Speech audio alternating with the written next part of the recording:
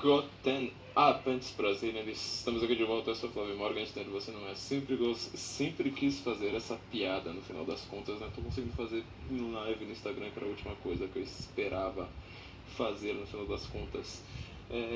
Já falei quantas vezes eu sou contra lives, mas estou aqui atendendo a pedidos, né? Muita gente queria saber a respeito desse nosso novo projeto, a respeito do que a gente anda aprontando por aqui, né?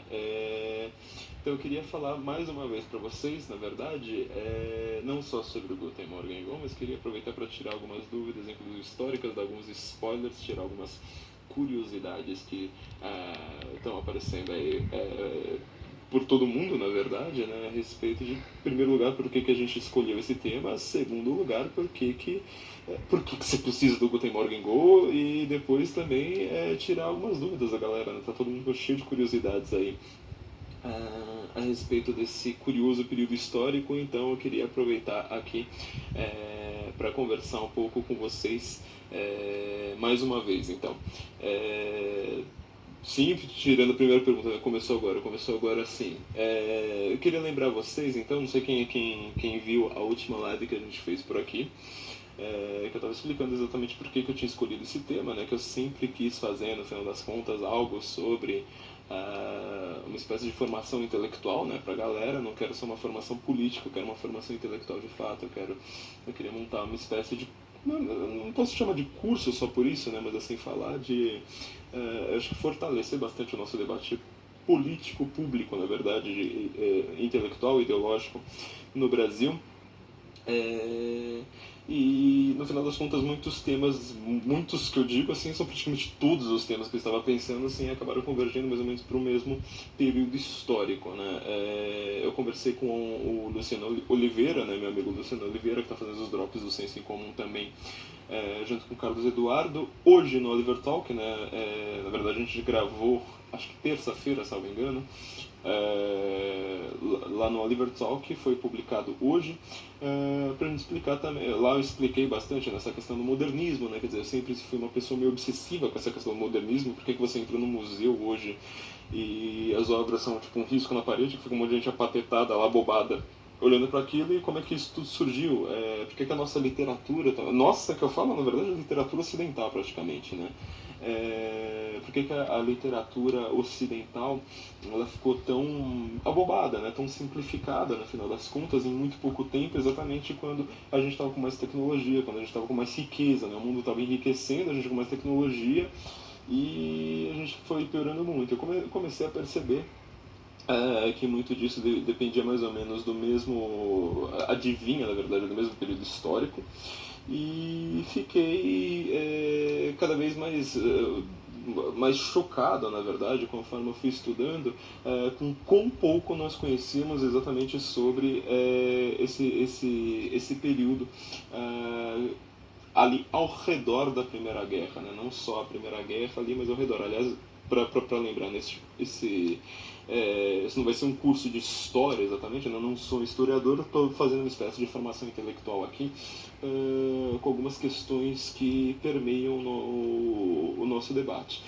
Só para dar um exemplo, por exemplo, só para dar um exemplo, na verdade, do que eu quero dizer, muita gente me pergunta sobre um podcast a respeito de monarquia. Por que a gente não faz um podcast sobre monarquia? Né? A gente sempre faz o Guten Morgen presumindo um tema eterno, mas que está calcado em uma discussão odierna. Né? Por exemplo, no caso das cruzadas lá, aconteceu que o Deus Vult ficou famoso, de repente estava todos os jornais comentando sobre o Deus Vult, e a gente falou assim, bom, então vamos aproveitar para explicar de fato o que foram as cruzadas. No podcast sobre nazismo, a mesma coisa, quer dizer, estava tendo uma discussão pública gigantesca, né, por conta de uma frase, curiosamente, da Raquel Sherazade, né, em resposta ao Marcelo Rubens Paiva. Eu resolvi fazer um podcast a respeito dessa discussão sobre qual a ideologia de fato do nazismo. Então por que a gente não falou sobre monarquia? Bom, a gente ainda não está no momento em que isso se tornou uma grande questão pública, mas, por exemplo, para a gente debater um tema como monarquia, a gente precisa explicar como elas acabaram, porque que a gente trocou as monarquias por democracias. Ao contrário do que a maior parte das pessoas pensa, eu acho meio engraçado que tanta gente de direita, por exemplo, pense isso. No final das contas, a democracia, o século das democracias foi marcado por muito mais violência, muito mais opressão do Estado, muito mais censura, muito mais opressão de fato, muito mais corrupção assim por diante do que quando a gente estava simplesmente nas monarquias. Então eu comecei a reparar que tudo isso estava mais ou menos circundando a mesma época histórica e percebi quanto isso dependia ali, sobretudo, da Primeira Guerra Mundial. A Primeira Guerra Mundial, no final das contas, era muito pouco conhecida, inclusive por quem lutou. Por exemplo, a América, ela lutou muito, lutou assim pelo menos um ano e meio ali, né, o último ano e meio da guerra em solo europeu, mas os americanos, por exemplo, não conhecem muito sobre a guerra. Então, comecei a reparar que também todos os historiadores, né, quando eu fui pesquisar isso, era quase, acho que isso é uma unanimidade de verdade entre os historiadores, todos eles ficam chocados, né? Você pega qualquer livro sobre esse período, não necessariamente só sobre a guerra. Por exemplo, esse livro aqui é um livro recente, tá? É extremamente recente, acho que foi do ano passado, retrasado, que ele foi lançado. Aliás, na última live eu descobri que os livros aparecem invertidos, né? Eu só fiquei sabendo disso na hora que terminou a live. Em 1913, tá? Isso aqui é fácil, né? 1913, do Florian Illies, é um historiador também bastante recente. Ele não é sobre a guerra, mas ele é sobre o ano anterior à guerra, né? 1913, antes da tempestade, da Estação Liberdade. Um livro que eu achei bastante interessante, né? Que ele faz uma coisa parecida com o que eu quero fazer, né? Não é só não uma história sobre a Primeira Guerra, contar um pouco como é que estava o período ali de, vamos dizer, de formação do século XX, esse século que o Eric Hobsbawm chama de o curto século XX, porque ele teria supostamente começado em 1914 e terminado em 1989 com a queda do Muro de Berlim. Então eu quero mostrar justamente como é que a gente começou com essas discussões. Essas discussões, por exemplo, sobre feminismo, sobre democracia, democratização, sobre novos sistemas de governo, sobre novos países, novos modelos de pensar o mundo. Até eu comentei, né, no trailer, né, é muito difícil você achar um pensador ateu antes de 1914, depois fica uma dificuldade você achar um pensador cristão, assim por diante. Né? Então eu queria aproveitar algumas perguntas, curiosidades que vocês têm para já ir respondendo. Alguém já falou aqui, Thiago Dias, você parece comigo, só que 1000 vezes mais inteligente. Você já tem sorte de parecer comigo, né? Uma sorte ou azar, né? Dependendo aí de quem esteja na plateia, né? O nosso, seu amigo Isentão tá por aqui, né? Seu podcast sobre o nazismo foi definitivo sobre o tema. Esse podcast, por exemplo, aliás, eu preciso falar sobre esse podcast agora que a gente vai falar sobre a Primeira Guerra, porque assim, eu tenho um longo estudo que eu estou realizando, na verdade, em diversas frentes a respeito, mais ou menos, ali dessa mudança, né, do antigo regime para o novo regime. A gente pensa só na Revolução Francesa, mas a Revolução Francesa só aconteceu na França, né? Quer dizer, as guerras napoleônicas quiseram levar a Revolução Francesa para a Inglaterra, para a Rússia, para tudo quanto é lugar do mundo, e só aconteceu na França. O que vai realmente levar os ideais da Revolução Francesa adiante vai ser justamente a Primeira Guerra. E nesse podcast sobre o nazismo, na verdade eu estava fazendo simplesmente uma análise simbólica, né? Como é que começaram os símbolos sobre o nazismo, por que os nazistas odiavam os judeus. Aliás, essa pergunta acho que eu respondi ali, modéstia à parte, muito bem nesse podcast. Só que, por exemplo, a questão de como surge o antissemitismo na Europa, como é que ele virou uma política de Estado, etc. Isso, na verdade, a gente precisaria falar da primeira. Não teria como falar da primeira daquele podcast, que seria, né, o caos. Bom, ok, ó, Lucas Mus está falando, acabei de ler Fugner, ou seja, não existe Guten Morgen sem Grécia Antiga e Velho Testamento. Até estava pensando nessa questão da Grécia Antiga, porque, por exemplo, estava pensando, na verdade, como a Primeira Guerra influencia a nossa vida atual, cotidiana. E você vai ver que ali, quando você termina a Primeira Guerra, sobretudo na Alemanha, vamos pegar o país que é o país emblemático da guerra, tá? A gente vai ter que fazer um episódio inteiro. Vou gravar amanhã. Aliás, a gente começou a gravar terça-feira, exatamente na terça-feira. Eu gravei Oliver Talk, eu gravei 3 episódios sobre a guerra, 3 ou 4, agora já estou até perdendo a conta, sobre a guerra numa tacada só. Então, quer dizer, eu saí do estúdio completamente sem voz, completamente cansadíssimo, né? E desses efeitos, assim, se a gente for parar para pensar só na Alemanha, é você ver como é que, na verdade, se você for pegar ali o livro 8-9 da República do Platão, Assim que você acaba com a monarquia alemã, você vai ver exatamente aquele desenvolvimento que Platão fala de como que uma monarquia é derrubada, entra uma democracia no lugar, da democracia se vira tirania. Quer dizer, você tem ali exatamente, né, o fim do Império Alemão ali sobre o Kaiser Wilhelm II, vem a República de Weimar, logo depois vem o nazismo, quer dizer, demora muito pouco. Alguém está me perguntando, podcast sobre a Revolução Francesa virá? Na verdade, assim, eu só não fiz isso por causa do Butengu, né? Quer dizer, tem muita coisa que eu estava fazendo na frente que não teria como agora parar para fazer uma coisa tão complexa quanto seria também a Revolução Francesa. Tenho muito interesse na cultura, isso aqui é do Davi, acho que deve ser Nogueira, né? Tenho muito interesse na cultura do Oriente Médio. Recomendo algum livro sobre o tema? Agora eu não lembro o nome do autor, de fato é Robin. Procure por Robin ali. Nazis, Islamists and the Rise of agora eu não lembro, Middle East, acho que ele tá só colocado isso, acho que tem mais um elemento.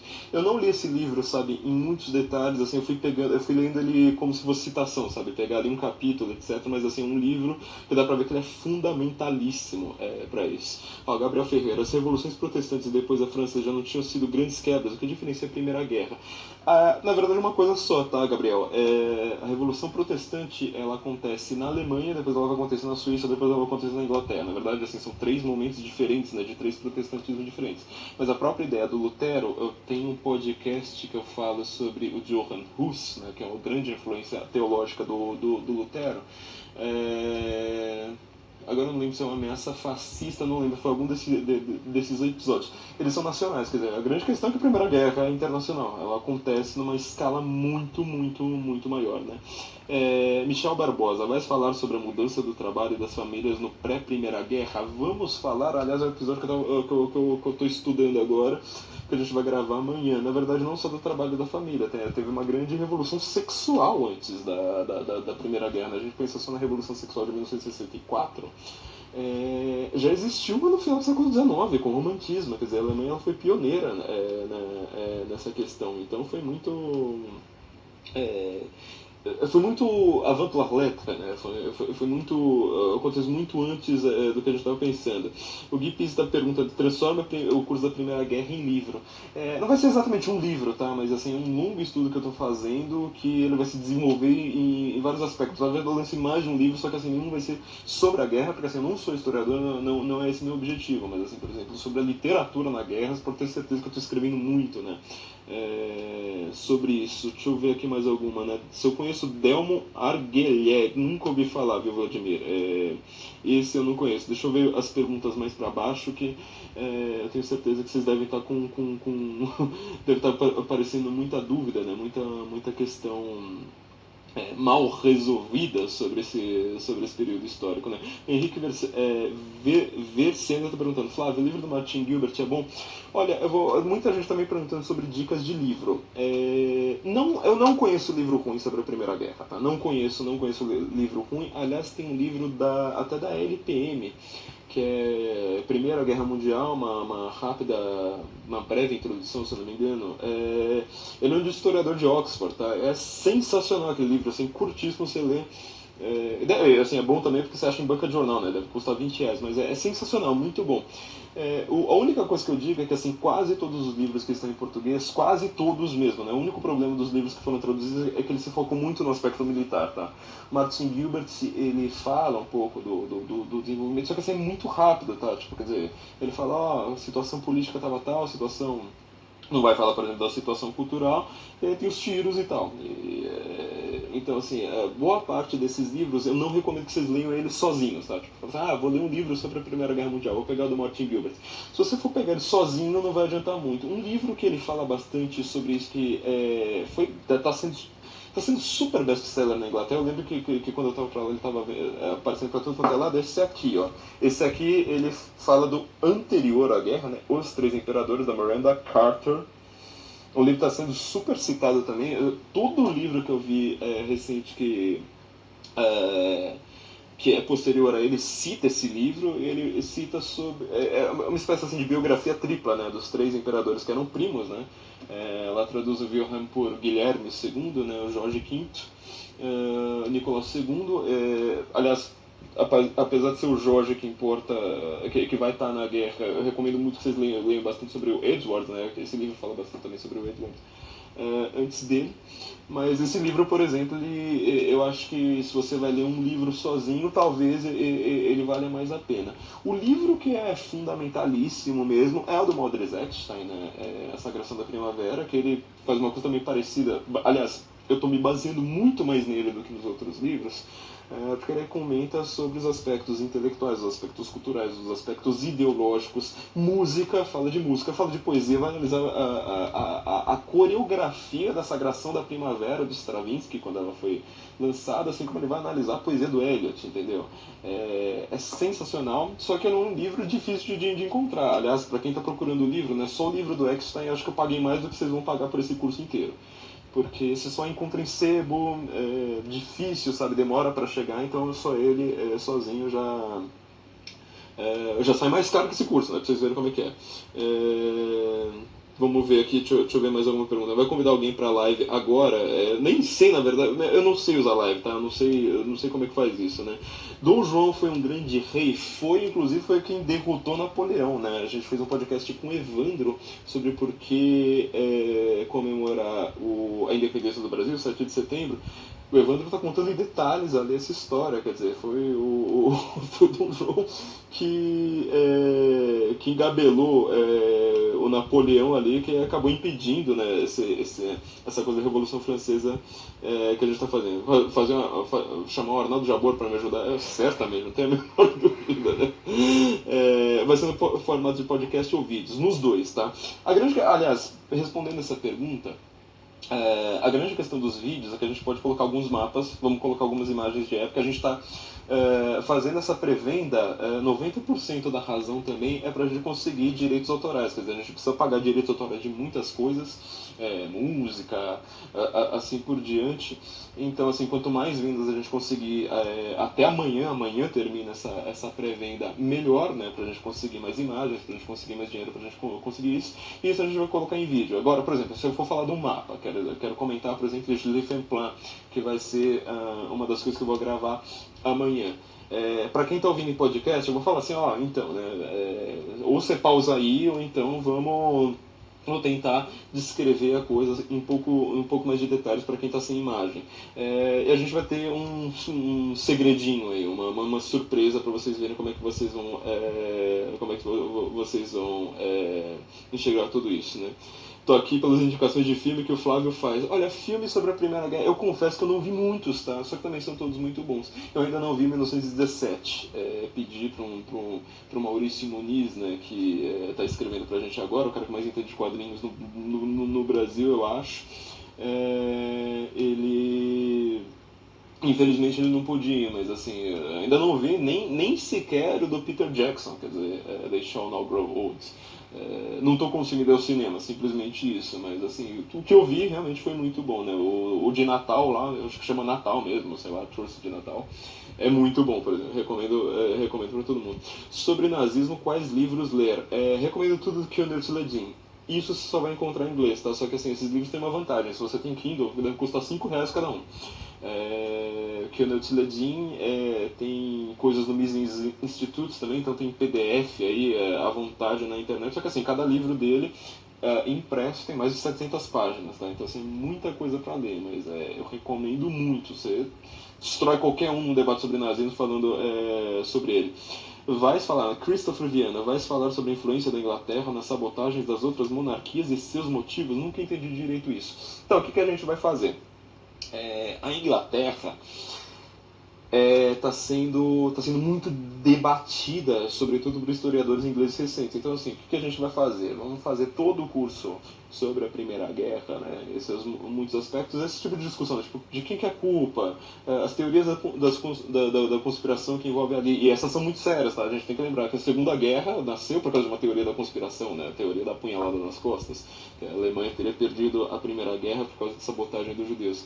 E tem muitas envolvendo a Inglaterra, inclusive envolvendo seus soldados, né? Quer dizer, ela pega, como ela era colonialista, ela pega soldados africanos, soldados indianos, soldados australianos, o Churchill foi muito responsável por isso, a Austrália, para quem não sabe, odeia o Churchill mortalmente pelo que ele fez com soldados ali na Primeira Guerra. A gente vai fazer isso para os nossos patronos, tá? Para os patronos ali do Senso em Comum. Então continuem apoiando a gente pelo Apoia-se, pelo Patreon. Eu peço desculpas aqui aos nossos patronos, eu sei que eu estou devendo muitas coisas para vocês, mas bom, vocês estavam vendo que a gente estava aprontando enquanto isso, mas logo a gente vai voltar com força total para comentar tanto os fatos recentes quanto esses projetos, né? Luca Bianconi, em um podcast você falou que os judeus consideram as duas guerras uma só. Fala um pouco mais, na verdade, com muita gente, né? Quer dizer, se você for parar para pensar em quais países estavam lutando de cada lado, eles são basicamente os mesmos nas duas guerras. Inclusive, até você pensa, né? Tipo, na Segunda Guerra, ao invés de você ter primos, né? Primos aqui, reis da mesma dinastia. Não, você tem um revolucionário como Stalin. Do outro lado você tem uma Inglaterra capitalista, uns Estados Unidos capitalistas, ainda assim eles estão lutando do mesmo lado. Então, assim, muitos historiadores comentam, né? Se você for analisar bem, né? Não é coisa de judeu, não, viu? Isso é coisa de historiador. Aliás, eu nem sabia que judeus é que pensavam muito isso. Muitos historiadores tratam isso como os anos turbulentos, né? Simplesmente isso. Deixa eu ver mais algumas perguntas aqui. Comprei meu primeiro livro, vamos dizer, agradeço muito, livraria.sensoincomum.org, para lembrar todo mundo, né? Primeira Guerra, do Alex Fortes. A Primeira Guerra foi uma escalada rápida, sendo um presságio da era da informação, sem a menor sombra de dúvida, tá? Inclusive até a forma como os generais se comunicavam, né? Então, assim, além de ser muito rápido, o militarismo ali também foi muito grande, né? Um livro que eu comprei aqui de brincadeira, né? Eu sei que está invertido para vocês, é The First World War in 100 Objects, a Primeira Guerra em 100 objetos. Você vai ver como é que tem, por exemplo, sei lá, telégrafo, telefone, rádio, comunicação por rádio. Então, isso aí foi tudo um impactante. A Mariette Lolle falou, ou seja, a Alemanha sempre lascando o mundo. Cara, essa é uma das coisas que a gente mais vai discutir, tá? Mais vai discutir. E eu tentei jogar essa discussão lá pra frente, mas eu vi que vários episódios eu vou ter que comentar sobre isso antes. A culpa foi da Alemanha ou não? Porque basicamente os historiadores se dividem em dois, né? Tipo, a culpa foi da Alemanha ou não? Mordred Epstein, que eu adoro, por exemplo, ele joga bastante a culpa na Alemanha. Christopher Clark e Niall Ferguson já tiram bastante. Engraçado que eles são ingleses, né? Os dois tiram bastante a culpa da Alemanha e jogam muito na Inglaterra. Então é difícil, tá? A gente vai ter que se livrar com isso, né? Deixa eu ver. Tem mais algumas perguntas aqui. Quando vai ter um estágio no censo? Queria poder ter. Alguém perguntou de novo, né, sobre se o livro do Martin Gilbert é bom. De novo, né, é muito focado na história militar. Então, para quem gosta disso, eu recomendo. Mas assim, não recomendo que ele seja lido sozinho. Tá, se eu pretendo escrever mais, não, certamente. Aliás, tem alguns que estão já pela metade, né? Mas enfim. André Terren, né, me recomende alguns livros, já recomendei na live. Deixa eu ver se eu posso recomendar mais algum livro aqui. Bom, o livro que eu recomendo, na verdade, assim, eu acho que o mais completo de todos é A World Undone, né, do J.J. Meyer. Só que ele só existe em inglês, tá? Mas ele também no Kindle, pelo menos eu comprei numa promoção, tá baratinho. Mas ele é bem longo, tá? É um dos mais longos, além do A Sagração da Primavera, do Mordred Epstein, né? Sem dúvida. Qual o impacto da Primeira Guerra no sistema jurídico do Bruno? Nossa, essa pergunta aqui é muito boa, sabe por quê? Aliás, fiz umas anotações também sobre isso ontem. Tem um detalhe fundamental que as pessoas esquecem. A Primeira Guerra Mundial, ela criou um monte de países, tá? Então, por exemplo, o Império Austro-Húngaro sozinho, ele cria o que hoje são 12 países, tá? Então, quer dizer, que o Império Austro-Húngaro pegou uma parte da Áustria, da Hungria, mas também assim, da Sérvia, Iugoslávia, Eslovênia, Eslováquia, Bósnia, vai até a Ucrânia, por exemplo. Então, por exemplo, qual que é o grande nome, né, do sistema jurídico do século XX? Hans Kelsen. Quem que é Hans Kelsen? É o cara que ele vai escrever a Constituição de Viena assim que acaba a Primeira Guerra. Tá? Então você vê o tamanho da importância disso. Quer dizer, é por isso que eu coloquei até no trailer, eu falei assim, Primeira Guerra você troca a monarquia pelo positivismo. Então antes você tinha o direito divino, tá? Assim, não tem Estado laico naquele momento ali, pelo menos não fora da França. Você vai pensar em todos esses impérios, assim, todos esses grandes países europeus, as potências pelo menos, não como Estados laicos, mas como Estados confessionais. Quer dizer, o monarca ele responde a Deus, ele é limitado por uma consciência onisciente. Então, quer dizer, ele tem o raio de ação dele, se ele for um bom monarca, é muito menor, por exemplo, que do Lula. Tá? É muito menor. Bom, pensa no Dom Pedro II, tá? Qual que era como é que era o horizonte de atuação política dele. Era muito reduzido. Já com o positivismo, você pode fazer o que está na lei. Então, quer dizer, a mudança em questão de um ano, tá? Acho que a Constituição da Áustria, só me engano, é de 1919. Eu não lembro agora, mas acho que é de 1919 já. Então, quer dizer, é uma rapidez brutal para uma mudança o tamanho do poder é muito grande. A gente tem que lembrar também, né, que Fögling foi o ajudante, né, do Hans Kelsen nessa empreitada. Então, essa é uma excelente, né, pergunta. Não tem nazismo na Primeira Guerra. Olha, tome cuidado, tá? Não tem nazistas porque o Partido Nacional Socialista não foi feito. Só que além de você ter, por exemplo, o próprio Hitler, os generais alemães, como Ludendorff, Erich Ludendorff, faria alguns nazistas parecerem gente do jardim da infância, tá? Então é bem chocante o que vocês vão ver ainda, né? Quais os motivos da Inglaterra sabotar as outras monarquias? Bom, em resumo, né, o Ferguson, por exemplo, ele reclama.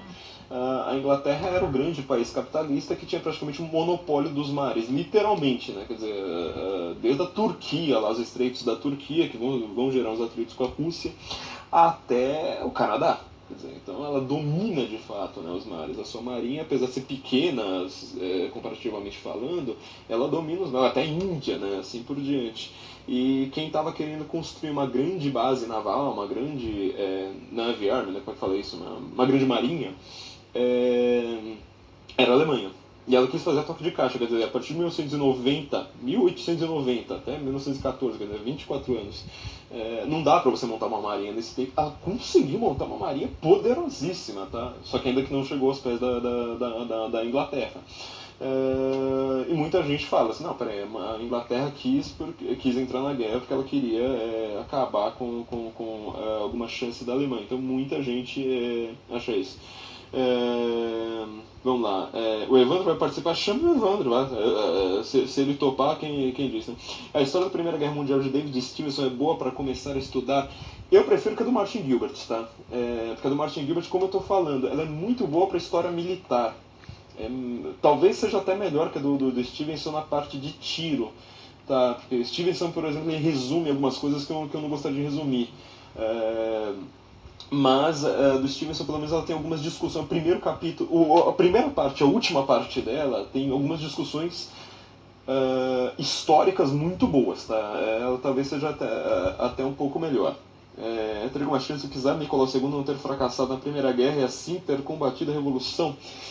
Olha, é uma grande discussão também, né? Se ele conseguiria. O problema é que ele nunca demonstrou nada. Eu chamo o czar Nicolau, o Nicolau II, na verdade, um cara que ele tem potestas sem ter autoritas, quer dizer, é um cara que ele domina pela força, ele está ali na Rússia o tempo todo dominando pela força, num período complicado para ele fazer isso, porque assim, você pode ter instituições medievais, tá? Sobretudo na Idade Média, ao contrário do que as pessoas pensam, as instituições na Idade Média eram tão boas que elas duraram mais de 1000 anos.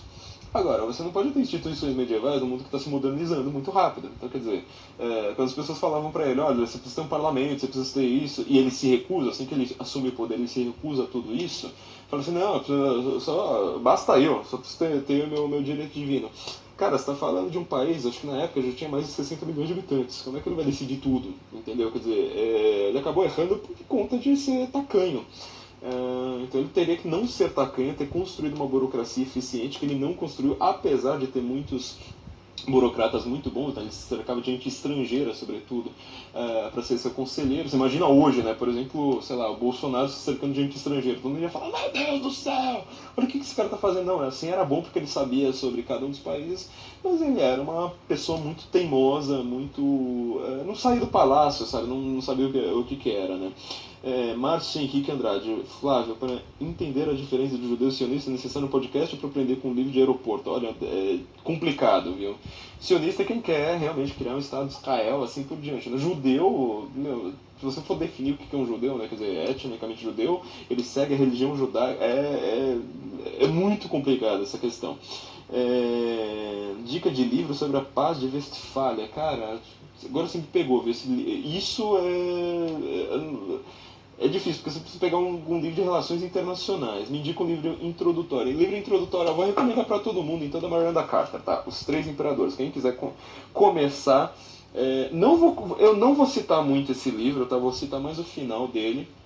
Mas ele é melhor assim do que você simplesmente pegar um livro assim que já está com a guerra começando. Isso aqui começa lá atrás. Conhece os documentários do BBC sobre a Primeira Guerra Mundial? São maravilhosos, você recomendo a todos. Enquanto o negócio não começa, vão vendo esses documentários, tá? Tem produção, inclusive, do David Stevenson, né, que fizeram pergunta ali para trás. Tem um ruim do Hobsbawm, eu falei isso na outra live, né? O único livro que eu não recomendo que envolva a Primeira Guerra, o único que eu não recomendo era dos extremos do Eric Hobsbawm.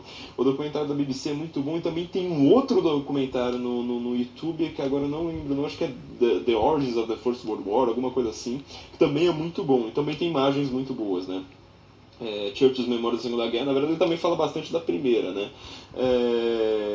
Vai continuar fazendo lives aqui não sei, viu? Não sei, eu tenho alguma coisa contra isso, né? Que beleza na Amazon. Acha. Acho que você deve estar perguntando, né, do livro A World Undone. Acha, eu comprei lá. É verdade, a história dos brasileiros e supostos submarinos alemães que na verdade eram golfinhos. Eu não sei exatamente, eu acho que essa história está falando da Segunda Guerra. Agora, submarino alemão que eu saiba, essa história é falsa, tá? Não é que a gente atacou um cardume de sardinhas, não foi assim como foi retratado. Mas essa história é da Segunda Guerra Mundial, né? Vamos ver mais uma história, onde eu acho o livro Arquipélago Gulaga foi relançado pela editora, como é que chama? Eu posso até passar o nome da editora, mas tem uma edição de luxo agora, tá meio caro, mais ou menos uns R$100, mas está em português inteiro, tá? A primeira vez que ele está inteiro, porque as edições do Exército não tava inteiro. Ó, Conserva Monarquista, foi o único que me enganou, falou Napoleão sobre Dom João VI, isso aí mesmo, né? Seu amigo então. Adoro seu perfil também, viu? O tio Careca quer fazer um podcast sobre Gaza. Será que sai no Guten Morgen? Ele já tá me cobrando isso há muito tempo, só que assim, ele sempre marca comigo numa semana que tem alguma coisa mais importante. Se eu faço sobre Gaza, numa semana que, por exemplo, sei lá, estão quase derrubando o Bolsonaro, eu sei que meu público vai me matar. Então eu sempre penso no que eu devo excluir. Por isso que eu não fiz ainda sobre isso com ele, né? Que dia o curso estreia em março? Provavelmente na segunda semana, tá? Segunda ou terceira semana. Vou fazer o possível pra estrear na segunda, só que assim, depende muito da produção, né? Deixa eu ver aqui. Flávio, qual era o panorama econômico pré-Segunda Guerra? Na verdade, assim, falando pelo menos pré-Primeira Guerra, você tem um país que tinha acabado de ser criado, que ele vira o país mais importante do mundo. Quer dizer, você imagina